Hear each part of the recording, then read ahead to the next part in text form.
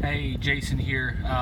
Today's episode, I want to value investing in your car. I want to talk about the most important lesson I learned in the last year.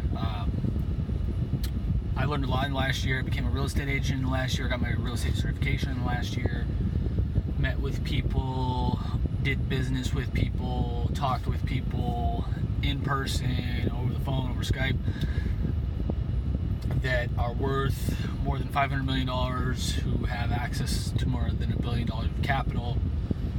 Consulted with some of these people on specific work for months, and one of the lessons I learned, so I learned a lot last year. I read between, probably around 50 books last year, and I'm always constantly learning. I learned the skill of marketing. So I learned a lot last year. But there's one thing I want to talk about today that was the absolute single most important thing I learned last year. Probably the most important thing I've learned in several years, frankly. I was doing some consulting work with a couple guys from New York, and they were having me first doing some content writing for them, which I'm familiar with, and then marketing stuff, which I wasn't familiar with at the time, but I've gotten pretty good at since then. But the specific skills I was using there, they're important, but they're not important kind of in the larger scheme of things of what my team and I are working to build and working towards. During this time, probably for the last several years at least, I've been working as much as I possibly could because of my lost time due to my severe health issues. Lost about 10 years due to severe health, or more than 10 years due to severe health issues. I'm still dealing with those health issues. They're mostly under control now, but I'm still dealing with them. Because of that, I'm very cognizant of time, and because of my kind of my loss of time, 13, 14 years, whatever it is now, due to health issues, I've tried to play catch up, not necessarily to anybody in particular, just where I think I should be. I'm never satisfied with where I think I should be. I always think I should know more, know better, be doing more. It doesn't matter if I work 100 hours in a week or 20 hours in a week. I always think I should be doing more. It's just how I've always been, even when I was a kid. It's how something genetically, I'm wired for some reason that way. I think there's a lot of part of it, because again, I've always been that way when I was a little kid. So because of that, kind of playing catch up, when I was working with these guys in New York, I was working sometimes 60, 70, 80 plus hours a week, trying to learn everything I possibly could and do everything I possibly could for them. Not only just for them and what we were doing, but for myself as well. Again, I'm playing catch up, wanting to learn as much as I possibly can, as fast as I can. And then finally got to the point where I was feeling terrible, and I got to the point where I told one of the founders at a phone conversation, I didn't break down and cry, but I broke down and I was like, I need some help. I'm working way more than I should be working physically, and I could tell just because I was starting to break down physically, and I could feel it, my dizziness issues coming back actually pretty much on a daily basis. And most of the time they're under control now, where unless I move around a lot, move my head a lot, I'm in big crowds, something like that, I'm unreasonably good, but I could tell that I was breaking down, and at some point I was just going to be kind of, not explode isn't the right word, but my dizziness was going to be to a place where I didn't want it to be, where it was several years ago, where I could literally do nothing. Because, how do I know that? Because I've pushed myself to that point over the last 13, 14 years, probably 4 different times that I can think of off the top of my head, where I was trying to do too much, and ended up backfiring and setting me back and making my health just horrendous, literally for years. So I've kind of realized the signs now on how to stop getting to that point. And then, so I broke down on the phone conversation with him and said, I need some help. I'm doing all this stuff, and I don't feel like anything's getting done as well as it should be, and because at that point it was pretty much just me trying to build entire marketing platform for their entire company that we were working on. So during that conversation, he was like, wow, I was kind of expecting that. What I was expecting to happen was I was expecting him to say, well, okay, typical kind of response I've gotten in the past is from bosses or people I've worked with is, okay, you need to work better, you need to work more efficiently, if the work's not getting done, it needs to get done. It's kind of typical stuff. What he said, frankly, changed my outlook on pretty much everything I do. Is he didn't say to work more, work less, work better, more efficiently. He said you need to delegate. Of course, I've heard this term before, and I had already hired one of my team members at that point to help me with everything I was doing, but up to that point I was just kind of doing minor stuff with them, just kind of minor research projects, because frankly I've been working on my businesses for years, and I didn't want to give away control. But at that point, with everything I was doing and everything I was trying to do, not only in their businesses but my businesses, that we had an entire probably 20-30 minute conversation about the need to delegate and how he runs most of his businesses, or one of his businesses that's multi-million-dollar company, does multi-million-dollar in revenue and profits every year for the past I don't know how many years.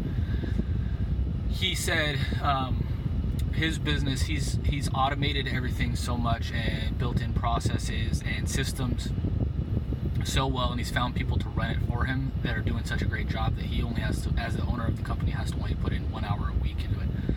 And that example just was just like running a multi-tens of millions of dollar company, 1 hour a week. It's like, holy shit.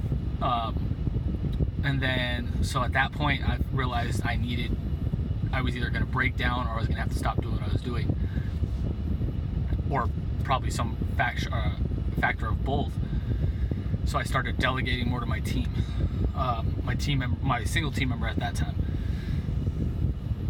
delegating more important tasks, not necessarily tasks that I couldn't do, because I'm the type of person that thinks I can do everything if I take the time to learn it,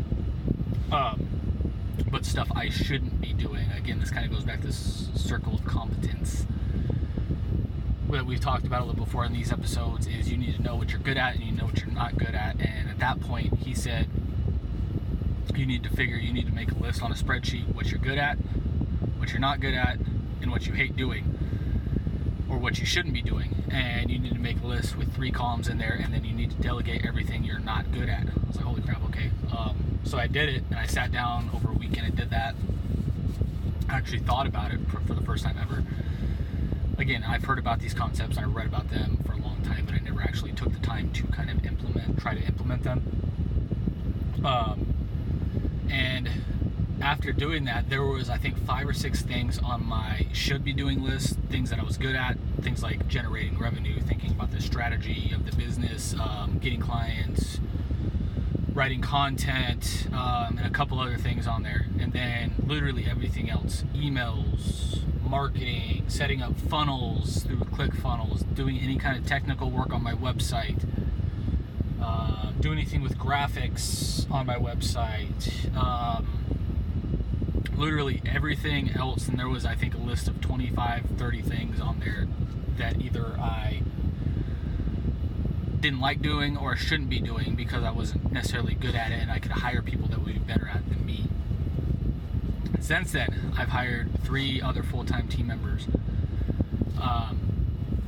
or not full-time. They're not full-time yet. They're going to be hopefully shortly. So I've got currently 4 part-time virtual assistant independent contractors on my team who take care of everything from the redesign of my site, to building ClickFunnels, marketing funnels, to building some of the new pages I'm sure you've seen about our coaching program, our masterclass. They've built most of those pages. I've input on design and kind of done the back end stuff, the integration stuff. They've done pretty much everything else in terms of setting, and I've set up some of the emails, but they've done pretty much everything else in terms of testing, in terms of making sure all the buttons work, in terms of the actual look and design of everything, and in terms of adding the products. They research stuff for me now. One of my team members, as of this time, we got an advertising offer from a company we're going to be working with. It's not going to be intrusive advertising if you're worried about that. It's just going to be looking to help people with mental health issues, because I've written quite a bit about that on the blog and how important mental health is. So we're going to be helping people through some minor advertising, and just another way to bring in a little bit of revenue as well. And one of my team members is taking full control of that. She's found the post we should include links in. She's found the exact specific places we should put the link. She's done everything in terms of that project. I've got another teammate who's taking control of most of my social media posts, because that's not my circle of competence. I like social media. I use it on occasion, but personally, if I didn't have a business, I wouldn't have social media. So she's great at that, and she's taking control of that. Another one of my team members is in charge of all the ClickFunnels stuff. She's already trained one of my other team members how to do everything in ClickFunnels. Another one of my team members copy edits a lot of my stuff, a lot of my posts, so I don't have to spend a million hours copying everything. A couple of my team members, they cut all the videos that you're watching. So the whole point is that by kind of letting go, and this, frankly, it's still very hard, but I've gotten to the point now where if it's not something in my 4 to 6 things that I should specifically be doing every day, I automatically delegate it to one of my team members or let me step back a little bit. When I first started delegating, I was a shit manager, I was a shit delegator, I was terrible. I didn't know what the hell I was doing. I didn't give any control to them. I frankly didn't give them even good instructions on what they should be doing. I didn't tell them why, kind of the overarching plan of the company and what we were building towards, the strategy kind of going anything, or the why of why we were doing everything. I didn't tell them any of that for 6 months probably 6 to 9 months. So this conversation literally set me on a completely different path. Just this one conversation kind of made everything that I've been learning for a long time kind of click into place. It made me become more strategic. It made me delegate more, which is what we're talking about today. It's made me become more of I was watching a Dan Lok, Danlok. He's a internet marketer, entrepreneur, high-paid consultant. It says on his thing, author. I don't know too much about him yet. I've only found his information last week or the week before. But so far the videos I've watched are fantastic. And one of the things he says, one of the videos I watch, is everybody becomes an entrepreneur because they want to do their own thing. They don't want to have a boss. They want freedom, all that kind of stuff. They want to make more money, all that kind of typical stuff. But most people don't realize is that there are two kinds of entrepreneurs. There are technicians, and there are what he calls what does he call it? You need to become there's either a technician or a CEO. You need to become more like a CEO, kind of overseeing things, not necessarily working on the minutia, kind of everyday aspects of building email campaigns and doing kind of back-end integration stuff I'm working on now, and kind of the more heads in the weeds kind of thing is what the guy I was consulting with, one of the guys I was consulting with, said in our conversation. He said you need to become more of a strategic thinker, kind of CEO level thinker, and not a technician, in Dan Lok's words. And again, this has kind of changed pretty much everything business-wise. That one conversation, my outlook on pretty much everything. So now I delegate a ton more, instead of me kind of being a bottleneck on everything. I've been able to, if you've noticed, I'm sure you've noticed, hopefully you've noticed, create more content, bring out more products and services to help people, work with more people and train more people, work on all of my businesses, not just the value investing journey, the real estate business, the marketing business, all the other businesses we're kind of going to be working on. It's allowed me, I still work quite a bit, not as much as I did before, not nearly as much as I did before. But instead of feeling like I'm running around a million miles a second like a hamster on a wheel, getting nothing done, and there's still a million things to do or left to do at the end of the day, I am to the point now where I do what I need to do, tell my team, give them instructions on what they need to do. It gets taken care of, and that's how we move on to another project. So, what kind of is the overall point of this? I'm saying that, again, the original thing I want to talk about is the most important thing I learned last year is kind of what Dan Wallace said. You need to get out of the technician kind of heads in the grass mindset, become more of a strategic CEO type thinker if you want to grow your business and it wants to grow. I'm happier now. I get more sleep. I'm far more healthy than I was even just several months ago in terms of kind of my mental health and actually physical health too. I get to spend more time with my wife and kids. More stuff is getting done. More stuff is getting done well. And here's a perfect example, actually. One of my team members is master at ClickFunnels. She's phenomenal. I spent an entire weekend, probably 6 hours over the weekend, so not an entire weekend, probably 6 hours over the weekend, one weekend, building the kind of design of the funnel, the look of it, writing the copy, stuff like that.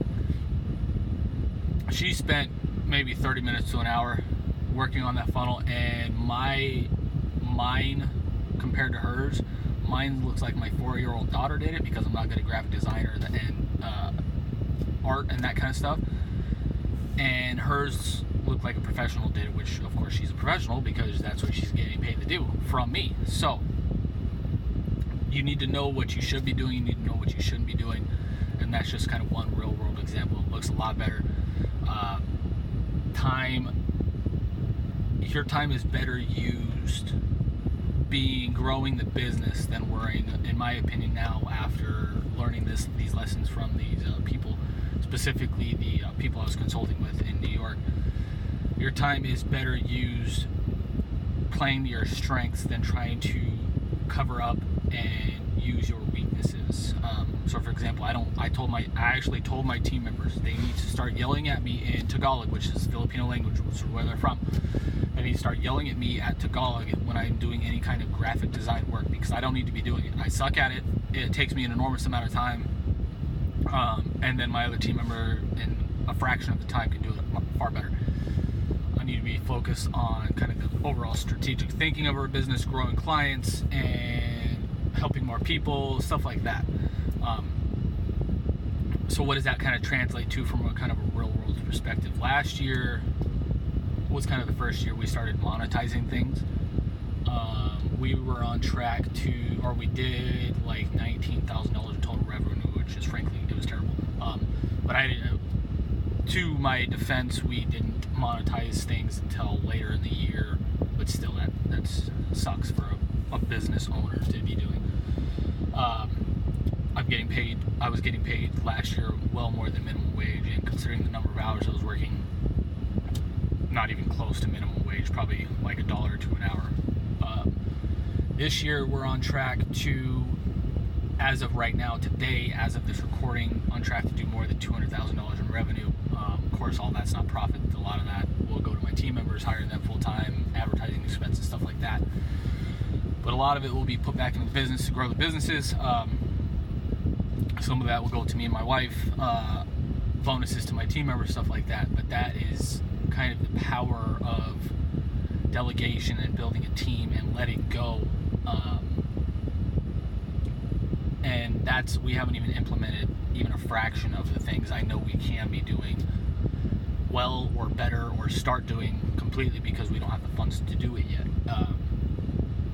So I hope this video helps a lot of you solopreneurs out there or budding business people out there like me. Is for years I would literally, anytime somebody brought up you should delegate, you should bring in team members, I was like, they won't care as much as me, they won't do as good of a job as me. And frankly, that's not true. If you are good at finding people, you're good at training them, and you are willing to learn and improve yourself constantly, you can do it. They will help you immensely. They will take a ton off your plate. Think of it like this. This is the way I look at it. I work anywhere between whatever hours I work in a week. It's quadrupled now because I have 4 team members. So if I work 40 hours in a week, my team members, once they're full-time, will combine, the whole team will be working 160 hours a week. If I work 70 hours in a week, quadrupled, my team members will be working, or combined, we will be working 280 hours a week. So, if I was to work all waking hours in the entire week, was that 168 hours, I think? So I think of it as I'm quadrupling my time. Either saving time or quadrupling my time. Is I like to look at it kind of both ways depending on the situation, what I'm particularly doing. But either way, I highly recommend it. If anybody has any questions, comments, concerns about how to do this better than I did when I first started it, because I started about a year ago today. I think it was March last year when I brought on my first team member. For the first 6 months, I was awful, frankly, like I already talked about. So if you want any kind of tips on how to do this better and more efficiently and faster, let me know in the comments below. I would love to help you because I don't want to see you waste 6 months of time like I did. Also, if you like this in the comments, let me know. Like, love, share, and I will talk to you in the next video. Thanks.